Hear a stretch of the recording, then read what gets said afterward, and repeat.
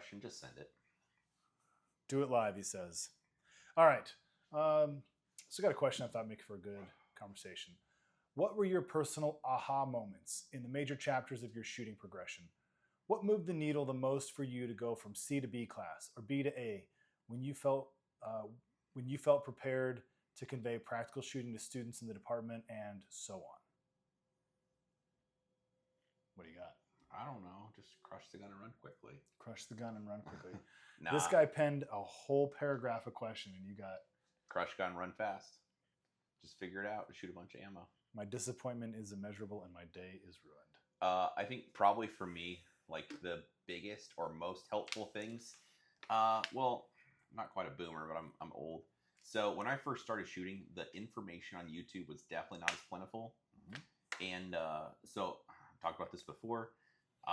And people have actually talked about it in classes. So when I first started, the jam was either the Magpul Dynamic DVDs, which there'd be some stuff you disagree with, but overall, it was like what we had, and it wasn't. There was definitely worse information out there. Mm-hmm. And the other one was Matt Burkett, who did this.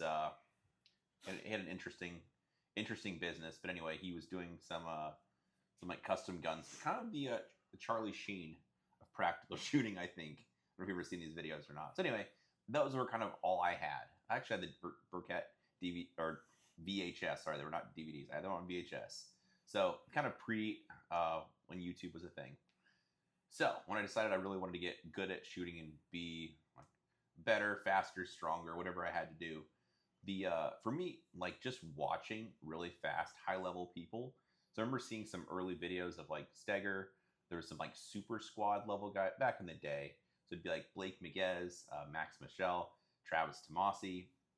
It's like these AMU guys, and just watching videos of them do a match, which you can't see the targets, but just seeing how aggressively they moved around and shot, that was really helpful for me, because I'm not saying I didn't realize you couldn't shoot fast or you couldn't load the gun quickly, or I didn't realize that humans could run quickly, mm-hmm. but kind of seeing it made it more real. I'm like, oh, I should try to do that. So I learned a lot, especially early on. Once YouTube started being a thing, I watched all these videos of super high level guys. I'm like, oh, I want to do that. I want to try to like whip the gun out of the holster and shoot really fast and do mag changes quickly like that and run really fast like that. It looks like they have like the gun up. They're kind of ready to shoot when they get there. So for me, one of the biggest moments was just kind of watching all this material and then trying my best to emulate it, which I probably emulated in some ways. Like I thought they're pushing the gun around really hard between the targets to make, which wasn't necessarily correct, but I learned a lot from just watching high level people shoot and trying my best to emulate it. That makes sense. So some of my stuff will be very similar. So I learned to shoot, I was into shooting before I was even a cop. And then after I became a cop, went through all the police academy, I was really good for like the environment that I was in. I was always one of the best, if not the best guy in the environment I was in. And I was a guy who knew that there was more out there. So it wasn't like I was walking around thinking like I'm the best there's ever been because I'm the best person. Like I come from the place that makes shooters, and then like I'm always the best wherever I'm at. So like I must be the best ever. Like I knew better than that. But then when I got into went to my first couple of USPSA matches, I was fortunate that, like you said, seeing it in person makes it real. So I happened to be in a place that had like national level talent at the local level. So like I showed up and I watched super squad level guys at limited and open crush stages. And most cops, when they see that, they do one of two things. One of them is the more common one is like stupid gamer stuff. They're like, that's gamer shit. And they're like, fuck this, I'm leaving. Real life. They grab their ball and they go home. I've never been that way. I like call it arrogance, call it narcissism, whatever. I've always kind of had the belief of like, well, if that guy can, like, there's no reason, at a basic level that I can't too. So instead I was like, what is that magic and how do I get some? And so seeing what possible is breaks the glass ceiling. And so it changes what your perception is. And so then I was like, yep, I want to know how to do that. So that was a big aha moment for me because it opened up a new world of what's possible. The whole analogy, the 4-minute mile, everything. Once you understand that there is a whole new level to this, then you're exposed to it and you start training for it. Another one, like another big moment for me or another big piece was really so the first one was like understanding what good really looks like, what that actually is. Another one was understanding what real training looks like.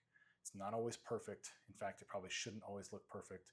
It needs to be a little bit messy. You need to be making mistakes. Missing or having hits you don't like is par for the course. Like, that's real.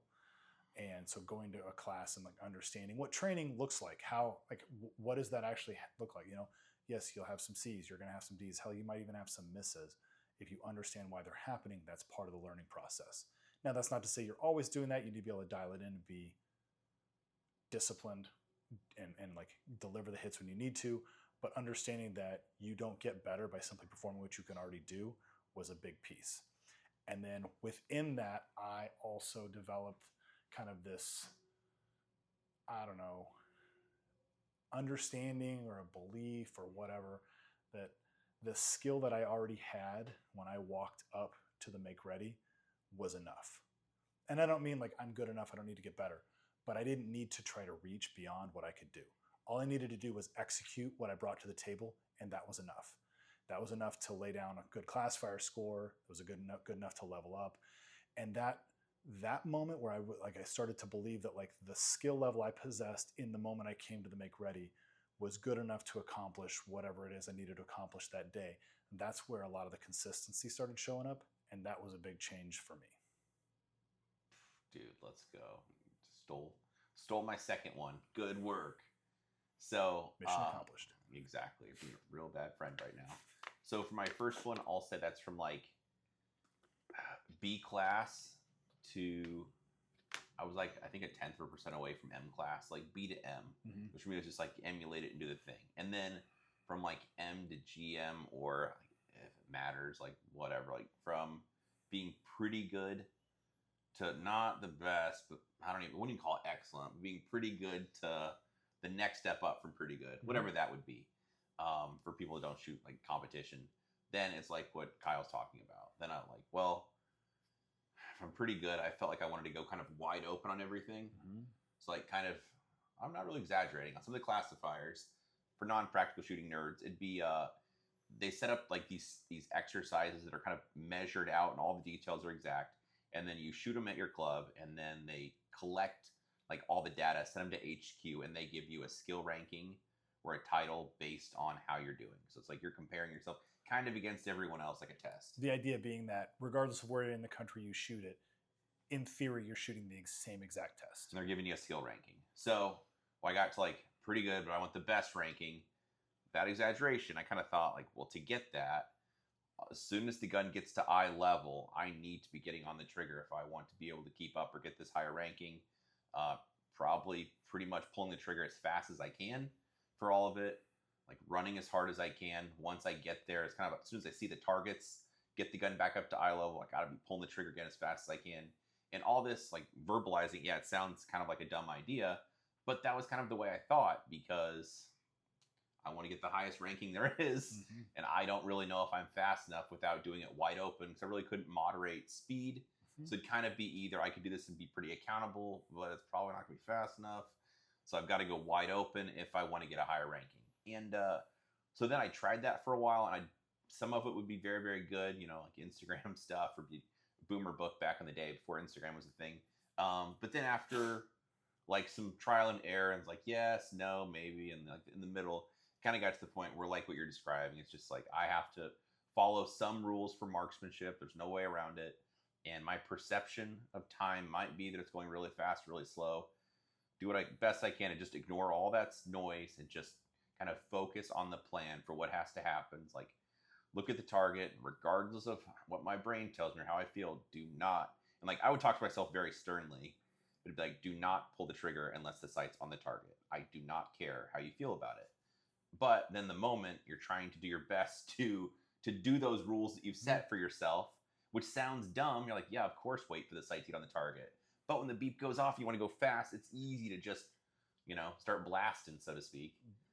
Be emotional, perhaps. Yeah, exactly. So then that was the next step, kind of through a period of like going to the range and practicing, trying to shoot at a really high level, but shooting like a 400 or 500 round practice day and not have a single miss for the day. and maybe only have like a couple outside hits that would still be on paper but not really in the middle. Otherwise, like I could go for a whole practice session and maybe have one or two little whoopsies for the day that weren't catastrophic, which is really tough to do. Yes. Especially if you've never done that before. Like, I mean, go shoot 400 rounds of actual practice, not so slow. It's like, Bob. Right. Bob, but shoot at like an appropriate pace and not have misses for a day. But then through trial and error, trying to manage your motions, your perception of time, then I felt like it got easier then. Yep. Another, like, very similar vein, but another thing that really made a big difference to me was, in the words of Jason Bradley, it's not slower to do it right, or it's not faster to do it wrong. So when you start shaving corners, and when I say shaving corners or cutting corners, I don't mean it's not okay to color outside the lines sometimes, because we blur the rules a little bit, color outside the lines when we're trying to shoot fast. But there are still, like you talked about, you follow the rules, like you follow the process, you do the things you need to do. And it's not faster to just look at brown and like throw the gun over there and start shooting as soon as your gun is in front of the target. Like, nope, I want to look to the center of the target. I want to see my dot arrive there, and then I'm going to start pressing the trigger. And I proved that to myself over and over and over again in practice. And I think that's a good experience to have, where it's one thing to hear somebody tell you that in a YouTube video. It's another to prove it to yourself in practice, where you follow the rules and maybe you do one full out, and then you follow the rules and do another one full out. And you're going to find that the times are not very far apart, but the results are drastically different. And when you start to believe that, like you know it through experience, it's a lot easier to put that into practice. And that was a big change for me. Yeah, I like it. What else you got? I think the last part of his question was something to the effect of like, when you're ready to teach or pass that on or help other people. Oh yeah, what made you feel like you were ready to convey practical shooting to students in the department and so on? I'll be real about it. I don't think I ever really felt like I was. So my little story was, so I got like the highest ranking you can get for USPSA, which is a big deal for kind of my little home club or my little small pond. So a lot of people asked me if I would do classes or lessons. And I didn't really think I was good enough to charge people money, because I mean, still to this day, trying to figure everything out. So I brokered a deal with a local range, and it was like a Wednesday night thing, I think once a month. And the range charged $20 a head, but I think I put the cap on like 15 people, and I got paid $5 a person. And I did that for probably at least a year of like more or less teaching for free. But it was an easy way that I could, without derailing my own practice, where I could practice, I could like kind of, treat people a little bit like guinea pigs, demo the thing, try to give them feedback. But I didn't feel, they're only paying $20 for like maybe 2.5 hours or something, or 3 hours. So it's basically no money. And then like they could practice and I could try to help them as best I could, but without like, I'm not charging them hundreds of dollars kind of thing. Like a low barrier to entry, low risk kind of deal. So then after doing that for a couple years, then I started to get like, I was like, oh, I'm actually getting pretty good at this, and people are starting to get results from this. And then it's like, then it kind of ended up, snowballing into more and more. But it took a while. Yep. So for me, I guess you could think of it as a similar situation where, like I had an opportunity to go spend some time training. The way it works where I'm employed at is you go and like temp at like a detective bureau or the SWAT team or the K9 unit or the bomb unit or whatever. You temp with them for a while, and they teach you a bunch of stuff. And in the meantime, you're trying to learn what you can about the job. And the whole thing, it's like a long-term, several month long job interview where they're seeing if you're a good fit, you're seeing if you like the fit of that place. Is this a place I want to work? So I did that at the range.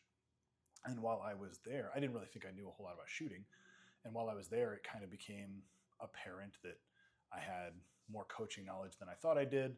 I was, able to offer some cues and some ideas and different ways of doing things, different ways to conceptualize some of the processes we were going through. And we were getting results. I was able to help students that were really struggling. And over the course of being there for several months, I was like, oh, okay, well, maybe I do know a little bit of something. And then I got, an opening came along. I got asked to come back, and I started teaching there, and I was teaching there for several years. And again, I thought it was just kind of like, I know a little bit for where I'm at, for the environment I'm at. And then I got asked to do some stuff outside of the agency. And then I started getting asked more often. And again, started getting asked more often. And so it just kind of, like you said, it snowballed into there. There was never a time where I was like, you know what? Today's the day. Today's the day. I got all the answers. Like there's still days where I'm like, yeah, I don't know if I have the authority to be telling people how to do this sort of thing. But it's like more and more people just kind of asked what my opinion was, or, hey, how would you fix this? Or what do you think about this? And after a while, I had the answers more often than I didn't, or at least I had something I could tell them. Sure. And that's kind of how it worked out. Dude, I like it. Yeah.